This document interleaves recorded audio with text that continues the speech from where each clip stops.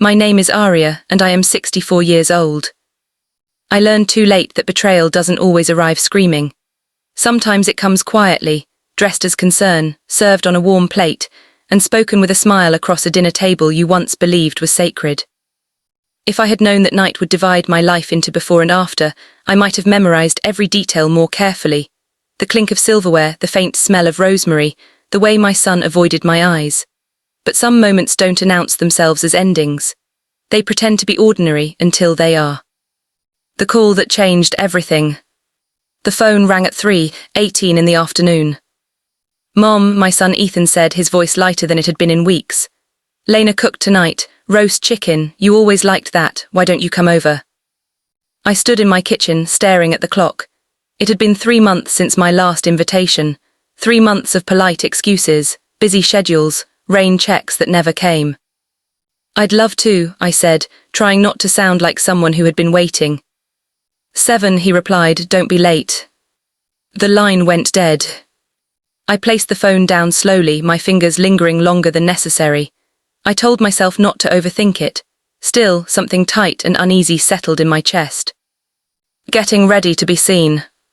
At 64, you don't dress to impress, you dress to belong. I chose my outfit carefully, not too formal, not too casual. The soft blue cardigan Ethan once bought me for Mother's Day, the year before he married Lena. I brushed my hair until it fell neatly around my shoulders.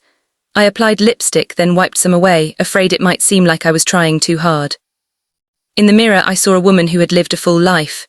A woman who had buried a husband, raised a son, paid every bill, held herself together when no one was watching. I whispered to my reflection, "You still matter." A house that no longer felt like home. Their house looked perfect. Clean lines, neutral colours, no clutter, no warmth. Lena opened the door with a polite smile that never reached her eyes. "Hi, Aria." No hug. Ethan followed behind her, offering a brief embrace that felt more like an obligation than affection. "Dinner's almost ready," Lena said. "You can sit there." She gestured to the far end of the table. Not beside my son. Not across from him. There. I sat down slowly, folding my hands in my lap like a guest afraid to take up space. The calm before the storm. The chicken was tender, perfectly seasoned. I complimented it sincerely. "Thank you," Lena said, nodding once, as if accepting a review rather than gratitude. Conversation floated harmlessly at first. Weather, a neighbour's dog, a vacation they were planning without me. Then Lena set her fork down. "So," she said, wiping her lips carefully, "Ethan and I have been discussing what's best going forward." I felt it then, that familiar tightening in my chest. The same feeling I had the day the doctor told me my husband's cancer had spread. "For whom?" I asked gently. "For you," she replied, smiling. Ethan's eyes dropped to his plate. The sentence that ended a life chapter. "This is your last dinner here," Lena said calmly. "You're moving into a nursing home."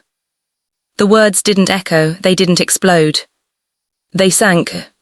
I waited for Ethan to speak, to laugh it off, to say she was joking. He didn't. "I beg your pardon," I said quietly. "Aria, let's be realistic," Lena continued. "You forget things, you live alone. What if something happens? This is safer." "Safer for who?" I asked. "For everyone," she said. I looked at my son, my child, the boy whose scraped knees I kissed, whose nightmares I chased away. "Ethan." He swallowed. "Mom, Lena's just worried." That was when I understood. I wasn't his mother anymore. I was a problem to manage. Dignity on a plate. I didn't raise my voice, I didn't cry. I simply said, "That is not a decision you announce at dinner."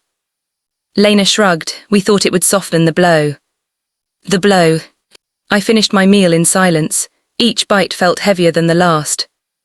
When I stood to leave, Lena added, "We'll take care of the arrangements." I turned back, smiled politely and said, "Thank you for dinner." Then I walked out with my dignity intact, but barely. The longest night. At home, I didn't turn on the lights. I walked through each room slowly. The living room where Ethan learned to read. The kitchen where my husband danced with me while soup boiled over. The bedroom where I cried alone after the funeral.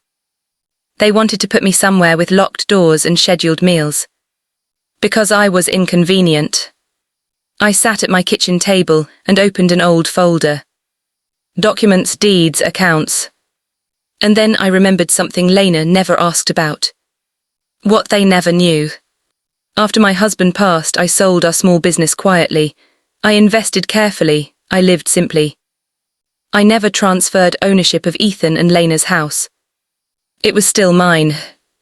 Not because I planned control, but because I trusted my son. Trust, I learned, can expire without warning. By sunrise, my hands were steady. My heart was clear. The call that changed everything again. "Mom," Ethan answered nervously. "I won't be moving into a nursing home," I said calmly. "What?" "I'm selling the house," I continued. "You have 90 days.